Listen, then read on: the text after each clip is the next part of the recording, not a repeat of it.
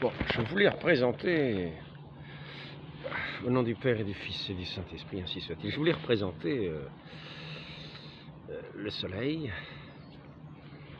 Je voulais le dessiner un petit peu, mais je l'ai raté, donc je ne vais pas vous le montrer.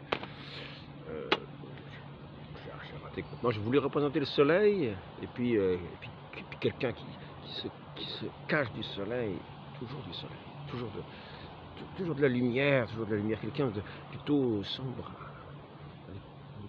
ténébreux, une sorte de silhouette noire qui passe son temps à se cacher du soleil et de la lumière, de toutes les manières. Quelquefois qui apparaît quelquefois comme ayant une réalité, qui apparaît une réalité quand il est en contre-jour, d'une certaine manière. Ah, là on arrive à distinguer. Là, on verrait juste cette silhouette un petit peu sombre, qui pourrait paraître inquiétante avec ses grandes cornes.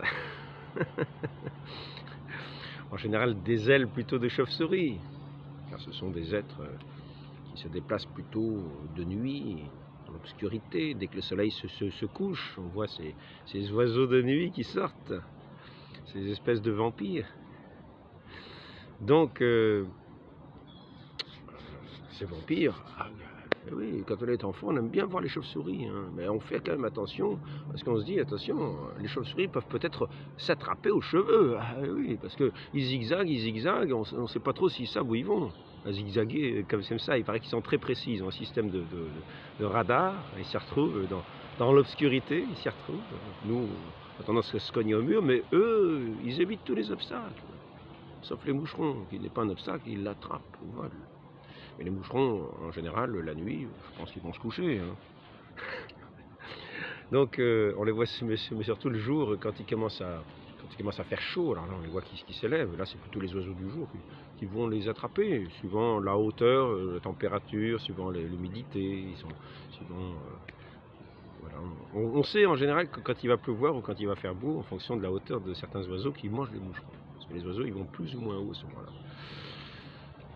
Donc, ce que je voulais simplement dire, c'est que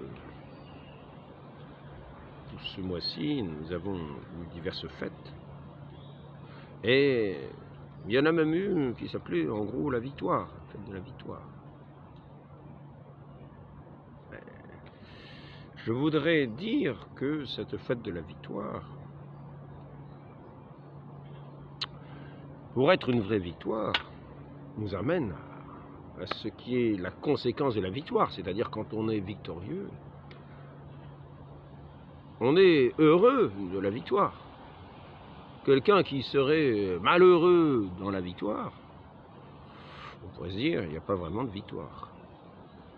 Quelqu'un qui remporte une victoire, ce n'est pas une déduction, ce n'est pas une déduction, mais c'est pour dire l'essence même de la victoire. L'essence même de la victoire, c'est la béatitude.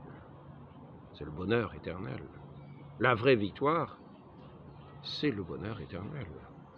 Quand nous avons enduré ici-bas tous les combats que nous avons à mener, nous entrons dans cette... si nous sommes victorieux, si nous avons mis sous nos pieds celui qui se cache de la lumière, alors que la lumière est la cause de notre joie, celui qui se cache de la lumière et qui nous cache la lumière. Si nous avons su être victorieux dans notre vie, si nous avons su être éclairés par ce qui est l'objet de notre victoire, parce que nous luttons pour la lumière. Nous ne luttons pas pour un règne de ténèbres afin de faire tous les coups en douce. Non, nous régnons pour nous combattons ce règne de la lumière qui est l'existence même, qui est la vie même. Et cette vie bienheureuse. Parce que la vie est bienheureuse. La vie n'est pas malheureuse. La vie est fondamentalement bienheureuse. Et c'est pourquoi tous ceux qui ont remporté la victoire sur le monde s'appellent des bienheureux et non pas des malheureux. Même s'ils ont subi les pires martyrs, on les appellera des bienheureux, des saints. Ils ont témoigné de cette lumière. Au milieu de ce monde qui voulait les écraser, au milieu de ce monde qui refuse la lumière, qui se protège de toute la lumière, qui, tel cet ange obscur, dès qu'il voit un rayon de soleil, va s'en cacher, va se cacher, va se terrer dans l'ombre, sauf s'il apparaît que sa façon de se cacher paraîtra lumineuse à certains, c'est-à-dire paraîtra raisonnable à certains. Ce n'est jamais raisonnable de se cacher de cette lumière divine.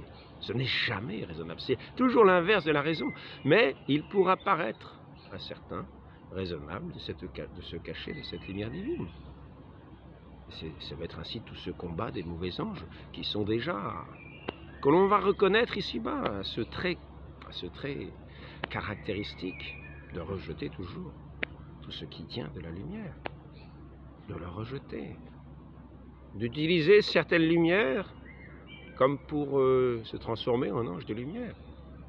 Cette lumière va peut-être, d'une certaine manière, ils ne l'accepteront pas, ils la rejetteront, mais ils pourront l'utiliser. Non pas pour s'en nourrir, non pas pour... non, mais pour paraître. Car certains ont l'art d'utiliser les différents dons de Dieu, même pour lutter contre Dieu, même pour lutter contre la lumière, et ainsi ils pourront apparaître par certains aspects comme des anges de lumière. Et à ce moment-là, ils n'iront pas se terrer dans l'ombre, parce que ceux qui, en général, se cachent de la lumière, rejettent la lumière, vont se terrer dans l'ombre, où il n'y a pas de lumière. Ils vont se cacher aussi aux yeux de ceux qui les démasqueraient par le fait qu'il est reconnu qu'ils rejettent la lumière. Quand nous sommes dans une société de lumière, dans un monde de lumière, celui qui se protège de la lumière n'est pas dans la communion. Montre par là qu'il n'est pas dans cette communion, qui est une communion lumineuse, communion bienheureuse, une communion dans la vérité, une communion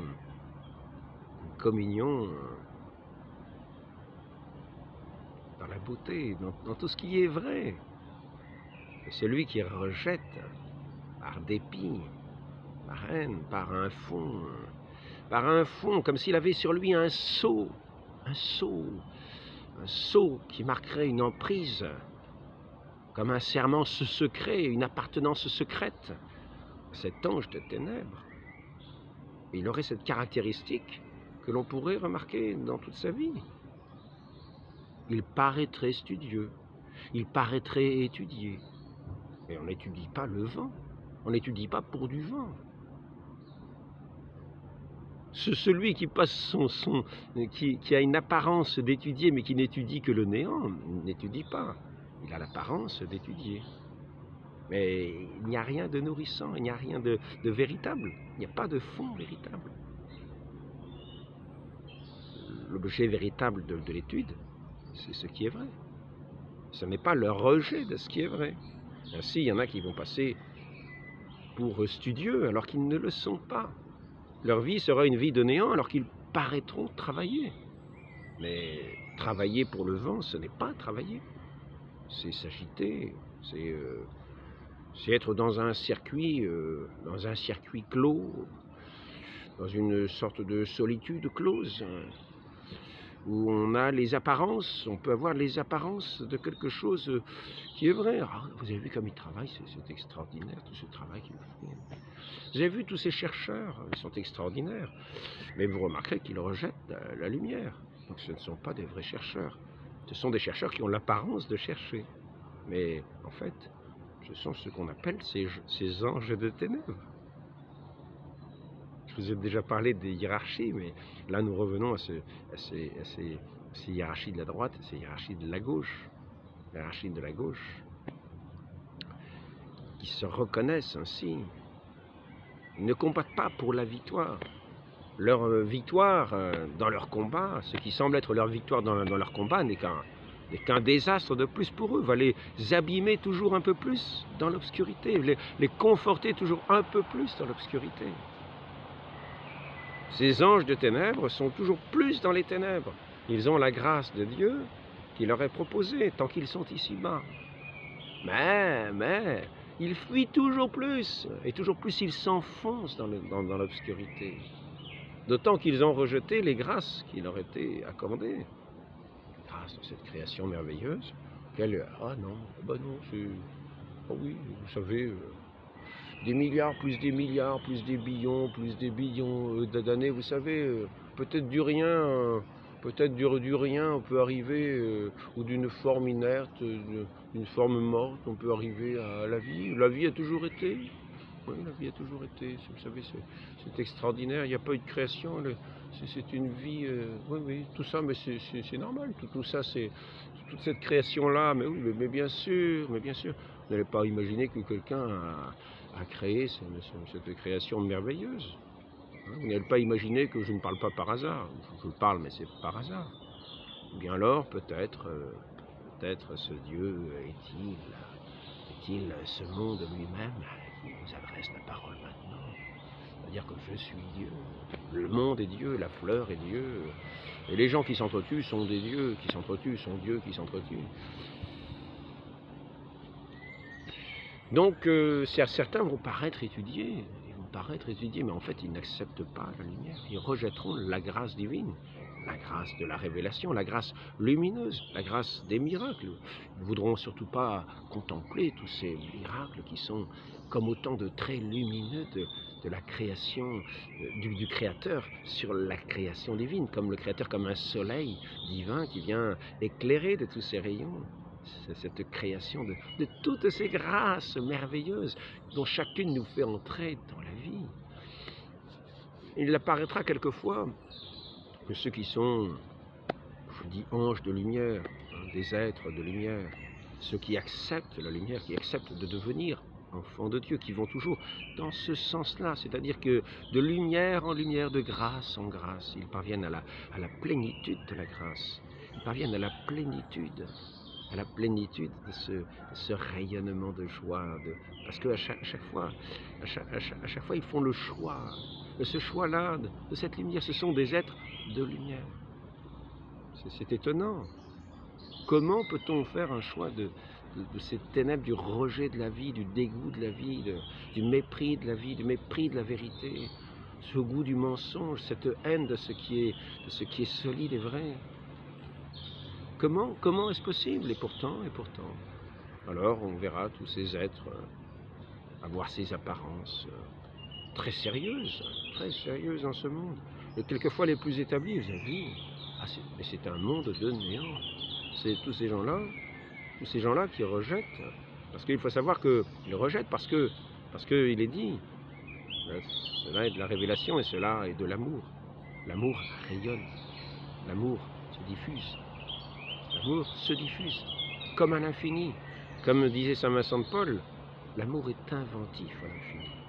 C'est-à-dire que cette charité est inventive à l'infini. Celui qui a la charité ira toujours rencontrer la part d'ombre, la misère, dans le prochain pour y apporter cette lumière, pour apporter justement ce qui n'est plus la misère, mais ce qui va combler ces cœurs qui sont dans la peine, dans la détresse. L'amour est inventif à l'infini. Et cette joie qui est sans fin va être aussi comme un rebondissement sans fin vers ce bonheur infini qui nous est proposé. Donc l'amour ne reste pas les bras croisés. Et quand celui qui est dans l'amour est un séraphin, il pourra paraître être les bras croisés, alors que l'ange des ténèbres pourra paraître quelqu'un, un grand travailleur, mais en fait, celui qui est comme ce séraphin, quasiment une image quasiment accomplie de Dieu, sera comme une flamme plongée dans un feu. On ne la distinguera quasiment plus du feu. Cette flamme se confondra avec ce feu. Et celui qui sera comme ce séraphin sera dans un abîme de prière.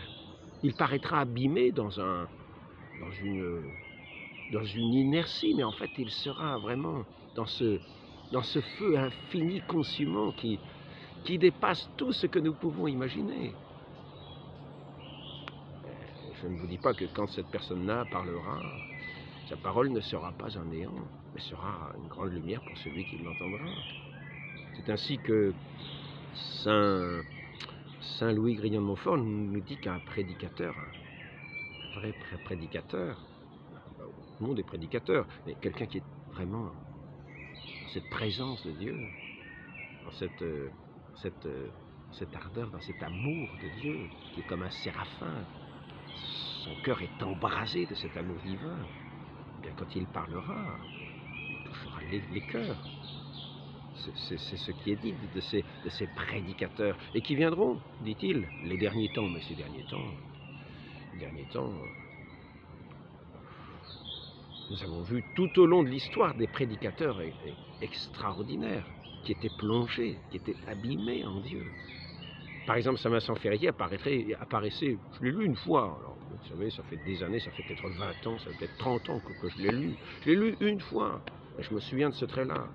Saint Vincent Ferrier, quand il avançait, paraissait quelqu'un de pitoyable. Il paraissait un pauvre parmi les pauvres, ou je sais pas quoi. Est-ce qu'il marchait pieds nus, est-ce qu'il avait les pieds ensanglantés, je n'en sais rien, mais son apparence n'avait rien d'extraordinaire. Mais dès qu'il commençait à parler, mais c'était un séraphin qui consumait tout le monde au son de sa parole. Tout le monde était renversé, touché, embrasé de ce feu de l'amour divin pour être entraîné dans la conversion, et des guérisons s'opéraient à sa prière. Alors qu'il était dans ce qui paraissait le plus méprisable, dans une humilité que personne ne semblait, et ce n'était pas un ange de ténèbres, au contraire. Mais il n'avait pas cette apparence que revêt quelquefois l'orgueil. Il veut paraître quelque chose, alors qu'il n'y a rien. Et donc, je voudrais simplement signaler, oui, malheureusement, certains font profession de vouloir démasquer les mensonges, comme je le disais dans un entretien précédent, au sujet de l'exemple de l'Église sur la zététique. Mais en fait, zététique, en Antiquité, c'était un groupe de philosophes sceptiques, c'est-à-dire, le sceptique, c'est ce que c'est. Le sceptique, on peut dire aujourd'hui athée, c'est la même chose. Les sceptiques, vous avez une fausse sceptique. En gros, c'est ça, voilà, c'est là qu'on descend, c'est la fausse sceptique. La révolution est une espèce de propagande pour faire tomber tout le monde dans une sorte de grande fausse sceptique. Alors après ça, ne nous étonnons pas que nous ne sommes pas dans des parfums de sainteté. Donc évitons de suivre ces anges qui ne sont pas des anges de lumière. Il y en a certains, il y avait des anciens systèmes de toilettes, il fallait tirer un levier, et puis il y avait un petit clapet qui bouchait le fond de la toilette, et ça donnait sur la fosse sceptique. Alors la fosse sceptique à l'intérieur, vous savez, ça fermente. Il y a des fermentations, un petit peu comme dans certains cerveaux. Ce n'est pas la lumière, non, c'est les fermentations. C'est comme une décomposition. Enfin bon. Et donc, eh bien, il y en a un qui voulait voir ce qu'il y avait au fond. La fosse sceptique, il a mis une allumette, mais il n'a pas vu le danger qu'il y avait, que ça pouvait faire sauter. Ça pouvait être très dangereux de faire ça. Bon, en passant, c'est pour dire, ne tombons pas dans la fosse sceptique, la suite de ces anges qui refusent toute lumière. Les fosses sceptiques, en général, ne sont pas éclairés. Donc, ces groupes de philosophes, ne les prenons pas pour des lumières, comme on a voulu faire croire à certaines époques. Nous commençons à nous retrouver. Certains sont très heureux. Mais nous voyons bien que tous ces gens-là, quand il s'agit d'arriver à ce qu'il y ait de plus pur et de plus beau, sont toujours dans ce rejet, un mépris, un rejet qui souvent est déguisé. Qui dira, mais non, ben nous sommes ouverts, oui, nous aimons tous les hommes. En fait, il y a ce secret venin qui va faire en sorte que celui à qui il ne va pas parler, il va, par des paroles doucereuses, l'amener à sa fosse sceptique. Nous aimons tout le monde, vous savez, toutes les opinions, même les fausses, même les mensonges. Et ça, ils ne vous le diront pas. Non, non, toutes les opinions. C'est-à-dire qu'en fait, la vérité n'est pas reconnue chez eux. La vérité n'est pas reconnue dans sa beauté, dans sa manifestation, telle qu'elle se manifeste tout au long de l'histoire. Je ne sais pas si ce que je dis paraît avoir un sens pour certains, parce que c'est vrai que je ne prends pas tellement appui sur des exemples très concrets. Quand je parle, je peux en revenir à des exemples très concrets. Je vous parlais hier, par exemple, de Sainte Bernadette, qui était comme transfigurée dans ses apparitions de la Vierge Marie. Ce visage paraissait lumineux. Mais dans la ville de Lourdes, il y avait tous ceux qui rejetaient celle-là. Ils disaient que c'était une grande supercherie. Alors qu'on voyait bien, les gens simples ne s'y trompaient pas. Les gens simples ne s'y trompaient pas. Ils voyaient bien la vérité du fait. Alors que ceux qui avaient leurs idées préconçues les rejetaient pour avoir leur raison. Parce qu'ils étaient éclairés. Ils avaient comme ce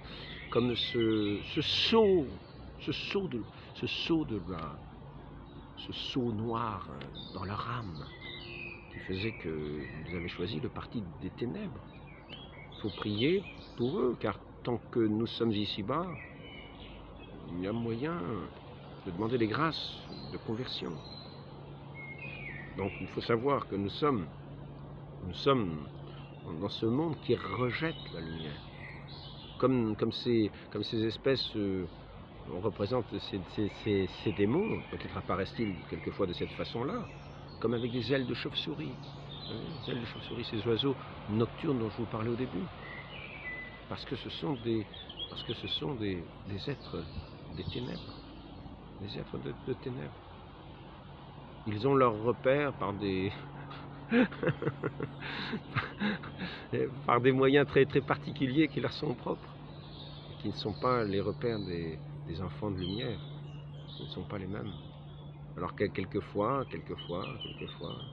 ils vont se permettre de se montrer au grand écran, au grand jour, ils vont se permettre de se montrer, parce qu'ils auront l'apparence, la tolérance, ils auront l'apparence de la justice, l'apparence d'être des chercheurs de vérité. Ils auront l'apparence. Et en tant qu'ils auront l'apparence, ils pourront se montrer. Mais si on connaissait la réalité du fait qu'ils rejettent la vraie lumière, ils s'y restent cachés au plus profond des ténèbres. Et là, ils sont cachés au plus profond des ténèbres, mais sous une apparence de vérité, sous une apparence de lumière. Donc il faut être très attentif. Je crois que c'est par une grâce particulière que chacun est amené à discerner. À voir la parole fausse, à voir où est l'erreur, à voir le... Et c'est pour ça qu'il faut être bien établi dans l'Église, dans la foi de l'Église, qui est cette arche de lumière. Même s'il y a au-dedans, quelquefois, des anges ténébreux qui peuvent s'introduire et semer un peu la confusion.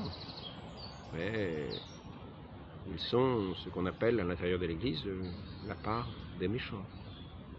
C'est ce que dit ce concile de Trente. Dans cette Église, il y a aussi des méchants. Des gens qui ont la foi, mais qui n'ont pas cette charité, qui sont morts à la charité. Ils sont dans l'Église parce qu'ils ont cette foi, mais c'est une foi morte. Ce n'est pas la foi vive. C'est vraiment le rejet, pourrait-on dire, connaissent la vérité et pour l'inverse, ne la mettent pas en pratique. Ils sont tenus comme esclaves Ils ne se feront peut-être pas avoir par ceux qui semblent travailler à la vérité, qui semblent faire leurs études, de dénoncer le mal. Mais néanmoins, ils trouveront peut-être quelques accointances avec dans la pratique.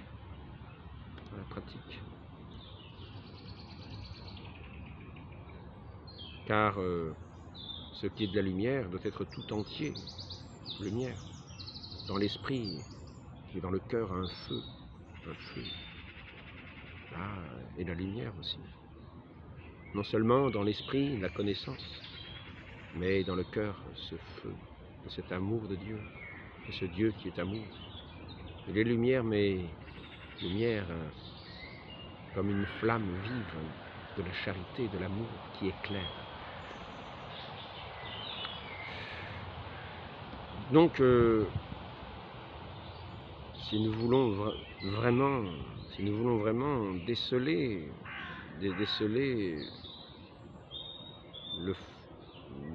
ce qui appartient à ces anges, à cette hiérarchie, à la gauche, à cette hiérarchie de ténèbres, pour ne pas être séduits par eux, ayons ces dispositions nous-mêmes à nous rapprocher toujours, comme ces enfants qui sont appelés à la plénitude de la vérité, la plénitude de l'amour, comme enfants de Dieu, à nous rapprocher toujours, quand nous connaissons une vérité énoncée par notre Église, d'y adhérer. Et ainsi, y adhérant, nous mettons déjà le pied sur le mensonge, nous sommes déjà vainqueurs avec la femme qui écrase la tête du serpent. Nous sommes déjà vainqueurs de ce monde et véritablement, nous aurons cette récompense qui est cette récompense de la victoire, qui est cette paix véritable. La paix véritable avec son Dieu. La paix véritable. Nous n'aurons plus une intelligence rebelle, l'intelligence à repousser, à s'opposer. Nous aurons cette victoire de ce camp victorieux, de tous ces bienheureux. Cette victoire qui est établie en Dieu, qui est la vérité. Et nous n'aurons plus d'opposition avec la vérité. Et nous serons établis dans cette paix de Dieu qui est amour, qui est joie, qui est béatitude éternelle, qui est tout bien plaigné, qui est toute lumière, toute grâce, comme cette fontaine intarissable, cette source intarissable que notre Seigneur a promis à ceux qui croiraient en son nom. Cette source intarissable. Nous n'aurons plus à venir puiser ce puits du monde. Nous serons abreuvés de cette lumière et nous entrerons dans cette victoire véritable, dans cette communion à notre Dieu qui nous fera des bienheureux. Alors, il y a ceux qui petit à petit, de lumière en lumière, comme je le disais, vont combattre, vont avancer, vont discriminer, c'est-à-dire laisser de côté le mauvais, prendre le bon, laisser de côté ce qui est faux et avancer vers ce qui est vrai. Au fur et à mesure des connaissances, ils auront un choix à faire, il faudra le faire pour avancer, pour être victorieux de ce monde qui nous tient sous son emprise mensongère, sous ses promesses mensongères, qui nous tient. Et donc, ces êtres de lumière iront toujours plus vers la lumière, vers la plénitude de la lumière. Comme le dit, conduit par ce Saint-Esprit, ils arriveront à la vérité tout entière. Cette vérité tout entière, dans cette vérité tout entière, ils seront véritablement victorieux. Ils auront, dans la foi, vaincu le monde. Le vainqueur du monde, c'est notre foi. Notre foi, c'est celui qui est venu dans ce monde, qui a vaincu le monde, en paraissant être vaincu par lui, en étant crucifié, en abandonnant tout ce qui est cette couronne d'orgueil que portent souvent les rois. Et souvent c'est une couronne de devoir, ils sont rois par devoir, par héritage, souvent. Et quelquefois, il y en a qui s'enflent d'une couronne d'orgueil, et notre Seigneur, lui, a eu cette couronne de l'humilité, du mépris, cette couronne d'épines. Il a paru comme le dernier des hommes. Il a véritablement été vainqueur du monde dans cet amour pour tous les hommes. Lui qui est la lumière venue dans ce monde pour éclairer tous les hommes. Et ceux qui le rejettent, qui rejettent la lumière, il est venu les éclairer, mais ils rejettent la lumière. Nous ne faisons pas partie de ceux qui rejettent la lumière, qui rejettent le bonheur, qui font des lois suicidaires, qui sont toujours à se mutiler. Entrons dans la lumière véritable, où la création est pleine, entière, véritable. Et elle est elle sera dans sa plénitude quand elle sera dans son éternité. Et nous verrons ce corps ressuscité dans la gloire céleste, avec son âme resplendissante, comme un tison de feu dans ce feu divin de l'amour divin. Demandons cette grâce à la très sainte Vierge Marie qui est plus ardente que tous les séraphins, plus lumineuse que tous les chérubins dans le ciel. Demandons à cette bonne mère de nous tenir par sa main comme ses enfants bien dociles. Ô Marie conçue sans péché, priez pour nous qui avons recours à vous. Ne nous laissez pas à ces anges enténébrés, ces anges de ténèbres. Et soyez notre conductrice, soyez notre mère, pour marcher à votre suite, à la rencontre de votre Fils que vous nous donnez. Ainsi soit-il. Au nom du Père et du Fils et du Saint-Esprit, ainsi soit-il.